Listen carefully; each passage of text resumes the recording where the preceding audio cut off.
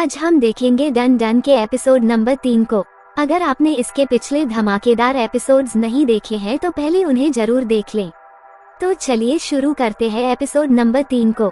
अब तक हमने देखा कि मोमो ओकुन को अपने घर ले आती है, जहां एक एलियन उन दोनों पर हमला कर देता है। मोमो अपनी अकल लगाकर आखिरकार उस एलियन को मार देती है, लेकिन फिर वह बेहोश हो जाती है। उसके बेहोश होने के कारण ओकुन का कस बाहर से काबू से बाहर हो जाता है और वह टर्बो ग्रेनी में बदल जाता है। इसके बाद हम एक टीवी प्रोग्राम देखते हैं जिसमें सेंटा दोया नाम की साइकिक आई होती है, जो सिर्फ एक सेलिब्रिटी का चेहरा देखकर उसकी जिंदगी के बारे में बताती है। वह कहती है कि वह सेलिब्रिटी 27 साल का है, उसकी एक पत्नी और बच्चा है और उसे करी पसंद है। लेकिन उसकी सारी बातें गलत निकलती हैं, क्योंकि वह सेलिब्रिटी बताता है कि वह तो सिर्फ 20 साल का है, अभी भी सिंगल है और उसे रामन पसंद है।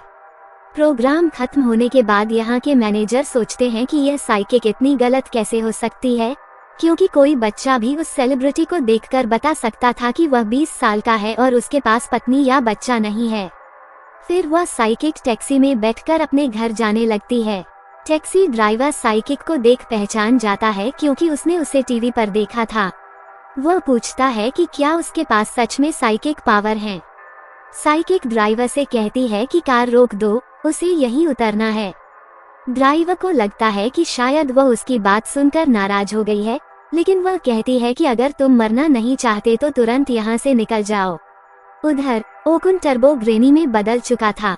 ग्रेनी अब मोमो की टांग उठाकर उसे खाने ही वाली थी, लेकिन अचानक उसे एक कील लगती है और वह नदी में गिर जाती है। ये हमला उसी साइकिक महिला ने किया था और हमें पता चलता है कि वो कोई और नहीं बल्कि मोमो की दादी है, जिसका असली नाम सेइको है। सेइको को लगा था कि उसकी पोती फिर से किसी आवारा लड़के को घर ले आई है, लेकिन ये तो एक राक्षस है, टर्बो ग्रेनी। अब सेइको के सामने से गायब होकर ग्रेनी पीछे से हमला करने की कोशिश करती है, लेकिन जैसे ही वह उसके पास पहुंचती है, वह जलने लगती है। सेइको कहती है कि तुम सच में काफी तेज हो, लेकिन उसे यह पता था कि ग्रेनी पीछे से हमला करने की कोशिश करेगी, इसलिए उसने उसके लिए एक जाल बिछाया था।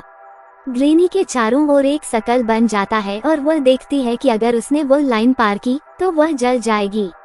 सेइको बताती है कि अगर ग्रेनी ने वह लाइन क्रॉस की तो वह मर जाएगी, क्योंकि उसने सर्कल के बाहर एक बैरियर सेट कर दिया है।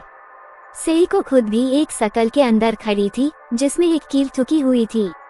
अगर वह कील सर्कल के अंदर लगती तो अंदर एक बैरियर बन जाता, लेकिन अगर वह सर्कल के बाहर लगती तो बाहर बैरियर बनता। इसीलिए ग्रेनी सेइको को छू नहीं पाई, क्योंकि वह अपने बैरियर की सुरक्षा में खड़ी थी। ग्रेनी अब सेइको को डराने की कोशिश करती है और कहती है कि मैं तुम्हें मारकर खा जाऊंगी, तुम मुझे हमेशा कैद करके नहीं रख पाओगी। इस पर सेइको कहती है कि वह उसे कैद करके रखना नहीं चाहती, वह तो उसे मारना चाहती है। इसके बाद सेइको अपने बैट से ग्रेनी की धुलाई करने लगती है और पेंसिल से उसके आसपास एक और सर्कल बना देती है। अब इतने छोटे सर्कल में ग्रेनी की स्पीड भी किसी काम की नहीं है। ग्रेनी सेइको को खूसट पागल बुढ़िया बुलाती है, जिस पर सेइको कहती है, एक बुढ़िया दूसरी बुढ़िया को खूसट बुला रही है, इससे तो मुझे गुस्सा आ गया। अब ग्रेनी सेइको से कहती है, अगर तुमने मुझे जला दिया तो मेरे साथ वह लड़का भी मर जाएगा।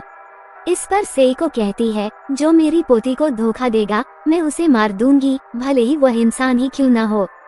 फिर सेइको उस कील को सर्कल के बाहर से निकालकर सर्कल के अंदर ठोक देती है, जिससे टर्बो ग्रेनी जल जाती है। इसके कुछ देर बाद मोमो अपने कमरे में जागती है। वह दौड़कर नीचे आती है और देखती है कि उसकी दादी घर आ गई है और टीवी पर कार्टून देख रही है। सेइको मोमो से पूछती है, क्या तुम किसी भूतिया जगह पर गई थी? इस पर मोमो बताती है, नहीं, मेरा एक दोस्त वहां गया था, जिस पर वहां कस लग गया था। लेकिन सेइको तो मजे से टीवी देखकर हंस रही थी। मोमो सेइको से पूछती है, वह लड़का कहाँ पर है? मोमो को उसके साथ रहना जरूरी था। सेइको बोलती है, अगर तुम उस शैतानी आत्मा की बात कर रही हो तो उसे मैंने मार दिया। ये सुन मोमो चौंक जाती है और पूछती है, क्या उसने चश्मा पहना था? सेइको अब मोमो को ताने मारती है, तुम तो भूतों पर विश्वास नहीं करती थी न, और मुझे एक ढोंगी स्पिरिट मीडियम बुलाती थी। मोमो कहती है, ये बुढ़िया कब तक उस बात को लेकर बैठी रहेगी? मोमो अब अपना सिर झुकाकर सेइको से माफी मांगती है और पूछती है, ओकुन कहाँ पर है? सेइको अब बोलती है, श्राइन में जाकर देखो। ये सुनकर मोमो गुस्से में बोलती है, पागल बुढ़िया, अगर ओकुन को कुछ हुआ होगा तो मैं तुम्हें कभी माफ नहीं करूंगी। मोमो दौड़कर श्राइन की तरफ जाने लगती है और उसे ओकुन की याद आ रही थी कि वह तो बस मामूली ओक्टल था और दोस्त बनाना चाहता था। मैंने ही उसे उस भूतिया टनल में जाने को बोला था। मोमो अब चिंता में श्राइन का दरवाजा खोलती है और देखती है कि ओकुन तो मजे से चावल खा रहा था। मोमो को जिंदा देख ओकुन को खुशी होती है। उसे तो लग रहा था कि टर्बो बनके उसने मोमो को मार दिया होगा। मोमो अब दरवाजा बंद करके चैन की सांस लेती है और बोलती है, चश्मिश, तुम अब भी जिंदा हो। मोमो असल में ओकुन के लिए बहुत डर गई थी। सेइको को यहाँ आकर बताती है कि जब तक ओकुन श्राइन के अंदर है वह ठीक है, लेकिन जैसे ही वह बाहर निकलेगा वो फिर से एक मॉन्स्टर बन जाएगा। उसके मरने की खबर सुनकर मोमो की हालत खराब हो गई थी। सेइको पूछती है, क्या वह उस लड़के को पसंद करती है? मोमो कहती है, बिल्कुल नहीं। टर्बो ग्रेनी ने इसका केला चुरा लिया है और जब तक उसके पास केला है इसका कर्ज नहीं हटेगा। इसकी जिम्मेदार मोमो है, इसीलिए वो उसकी मदद करना चाहती है। मोमो ये भी बताती है कि वह अब साइकिक पावर्स यूज कर सकती है। वो एक यूएफओ में फंस गई थी और वहां उसने अपनी पावर अनलॉक कर ली। ये सुनकर सेइको बोलती है, यूएफओ जैसा कुछ नहीं होता। मोमो कहती है, कल तक मैं भी यही बोला करती थी। सेइको अब बताती है कि टर्बो ग्रेनी बहुत खतरनाक है। पुराने समय में उसे 100 किलो की ग्रेनी भी कहा जाता था और उसने पूरे देश में डर फैलाया हुआ था। सेइको को जब पता चला कि ग्रेनी टनल में रहने लगी है तो वो उसे देखने गई थी, लेकिन वह टनल के करीब भी नहीं जा पाई क्योंकि उस जगह की स्पिरिचुअल पावर बहुत ज्यादा स्ट्रांग थी। सेइको अब लोकेशन बाउंड स्पिरिट्स के बारे में बताती है। ये वो स्पिरिट्स होती हैं जो एक ही लोकेशन पर रहती हैं और उस लोकेशन से उनका गहरा रिश्ता होता है, यानी कि वह अपने उस इलाके में सबसे ज्यादा ताकतवर होती हैं। और ऐसी ही एक लोकेशन बाउंड स्पिरिट सेइको को उस टनल के अंदर मिली थी। इसका मतलब है कि टर्बो ग्रेनी और लोकेशन बाउंड स्पिरिट आपस में मिले हुए हैं और उनसे लड़ना नामुमकिन है। इसलिए सेइको मोमो से कहती है कि इस लड़के को भूल जाओ और अपनी नॉर्मल जिंदगी में लौट जाओ। मोमो अब सोचती है, अगर मेरी जगह कांता काकुरा होते तो क्या करते। जब भी वह किसी फैसले पर नहीं पहुंच पाती तो वह कांता काकुरा की तरह सोचती है, और अगर कांता मोमो की जगह होते तो वह ओकुन की मदद जरूर करते और मोमो भी वही करेगी। फिर सेइको मोमो को चिढ़ाते हुए कहती है, तुम तो प्यार में पड़ गई हो, है ना? मोमो कहती है, मैं तो एक्टर कांता काकुरा की बात कर रही थी। फिर सेइको कहती है, अगर तुम्हें ग्रेनी को हराना है तो उसके साथ पकड़म पकड़ाई खेलो। उसे अपनी स्पीड पर बहुत घमंड है। अगर तुम उसे पकड़म पकड़ाई का चैलेंज दोगी तो वह जरूर मान जाएगी। अब उस लोकेशन बेस्ड स्पिरिट का इलाका पूरा शहर है, तो उन्हें ग्रेनी को शहर से बाहर लाकर उसे कमजोर करना होगा, तभी वो उसे हराने में सफल हो पाएंगे। मोमो फिर पूछती है, क्या हम वही बैरियर बाहर टनल के पास नहीं लगा सकते? सेइको बताती है कि ताबीज उनकी ताकत उस जगह के देवता से मिलती है और हर जगह के देवता अलग अलग होते हैं। जैसे ही सेइको अपने शहर से बाहर जाएगी वह अपनी ताकत का इस्तेमाल नहीं कर पाएगी। इसका मतलब यह है कि यह शहर सेइको का इलाका है और ग्रेनी को हराने का एकमात्र तरीका है उसके साथ पकड़म पकड़ाई खेलना। अगर ओकुन आज से ट्रेनिंग शुरू करें तो वह ग्रेनी जितना तेज तो दौड़ ही लेगा। ओकुन कहता है, अच्छा, किसी ने तो याद किया कि मैं भी यहाँ हूँ। मोमो कहती है, ओकुन में बिल्कुल भी स्टैमिना नहीं है और मुझे हमेशा उसके पास रहना पड़ेगा, तभी उसका कस कंट्रोल में रहेगा। इस पर सेइको ओकुन से कहती है, मोमो को अपने कंधे पर उठा लेना। ओकुन कहता है, कस मोड में भी मेरी ताकत बस डबल होती है। सेइको बोलती है, आज से ही जिम शुरू कर दो और हर एक्सरसाइज 100 बार करो। वहीं मोमो को अपनी साइकिक पावर भी बढ़ानी होगी। इसके अलावा सेइको उनकी और कोई मदद नहीं कर सकती। वो उन्हें सोने के लिए कहती है ताकि कल से ट्रेनिंग शुरू हो सके। इतना कहकर वह चली जाती है। ओकुन मोमो से कहता है, तुम्हारी दादी तो बहुत जवान है। ओकुन फिर मोमो से माफी मांगता है कि उस एलियन के साथ लड़ाई में वह ज्यादा कुछ नहीं कर पाया और मोमो को उसे बचाना पड़ा। अगली लड़ाई में वह जरूर मोमो को बचाएगा। इसके बाद ओकुन श्राइन में ही सो जाता है।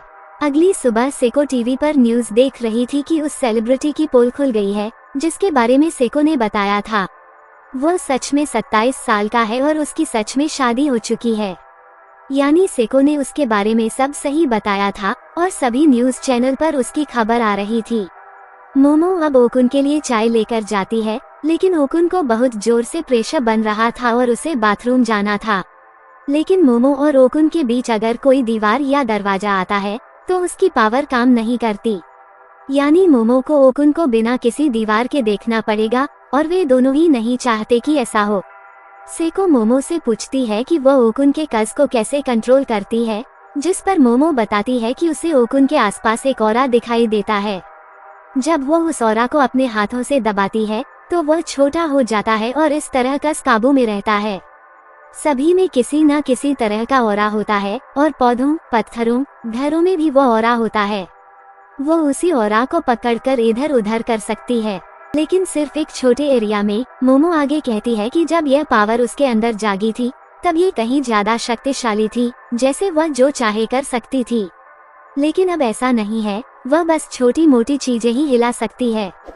सेको अब मोमो को अपनी आंखें बंद करने को कहती है कि उसे सिर्फ आंखों से नहीं बल्कि अपने दूसरे सेंस से भी ऑरा को महसूस करना चाहिए। मोमो ऐसा ट्राई करती है, लेकिन ओकुन ट्रांसफॉर्म हो जाता है। ओकुन कहता है कि अब उससे और नहीं रहा जाएगा और वो यहीं पर रायता फैला देगा। ओकुन किसी दूसरे घर में घुसने लगता है तो मोमो उसे मना करती है।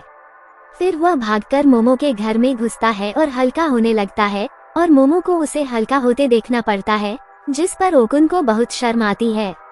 वह कहता है कि उसे जल्दी कस से आजाद होना है। सेको कहती है कि जब मोमो ने पावर अनलॉक की थी वही उसकी असली शक्ति है, लेकिन वह पावर अब सील हो गई है और मोमो को ट्रेनिंग के साथ अपनी पावर बढ़ानी होगी, जिसमें बहुत टाइम लगेगा।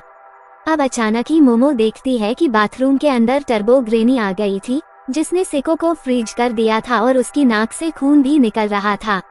ग्रेनी मोमो से कहती है कि वह ओकुन के थ्रू उससे बात कर रही है और उसका कस वायरस की तरह है। जिस भी इंसान को ओकुन ने देखा है, ग्रेनी उसे तुरंत ही मार सकती है। जैसे कि मोमो की दादी को आज रात मोमो को ग्रेनी से मिलने उस टनल में आना होगा, नहीं तो वह ओकुन के आसपास के सभी लोगों को मारना शुरू कर देगी। इसके बाद ग्रेनी चली जाती है और सब नॉर्मल हो जाता है। सेको होश में आकर देखती है कि उनके घर का तालिस्मन भी जल गया था। मोमो उसे सब कुछ बताती है। अब रात को जाने से पहले सेको इन दोनों को खास कपड़े पहनने को कहती है, जो बुरी आत्माओं से इनकी रक्षा करेंगे, लेकिन ये कपड़े थोड़े ओल्ड फैशन हैं। सेको मोमो को गले भी लगाती है और उससे कहती है कि अपना ख्याल रखना और जिंदा वापस आना। इसके बाद ये दोनों साइकिल से निकल पड़ते हैं, लेकिन फिर ये एक ट्रेन पकड़ लेते हैं क्योंकि साइकिल से टनल तक जाने में बहुत टाइम लगेगा। मोमो टर्बो ग्रेनी पर बहुत गुस्से में थी क्योंकि उसने मोमो की दादी को मारने की धमकी दी थी और वह मार मार के उसका भरता बना देगी। इसके बाद मोमो ट्रेन में कपड़े बदलकर मॉडर्न कपड़े पहन लेती है और अब वो टर्बो ग्रेनी से लड़ने को तैयार थी। और यह एपिसोड यहीं पर खत्म हो जाता है। तो दोस्तों, आपको यह एनीमे कैसा लगा? कमेंट बॉक्स में यस जरूर टाइप करें। अगर आपको यह वीडियो अच्छा लगा हो तो इसे लाइक और शेयर कीजिए। तो इस चैनल पर नए हो तो सब्सक्राइब करके बेल आइकन जरूर दबाइए। मैं मिलता हूँ आपसे बहुत जल्द अगले वीडियो के साथ। धन्यवाद।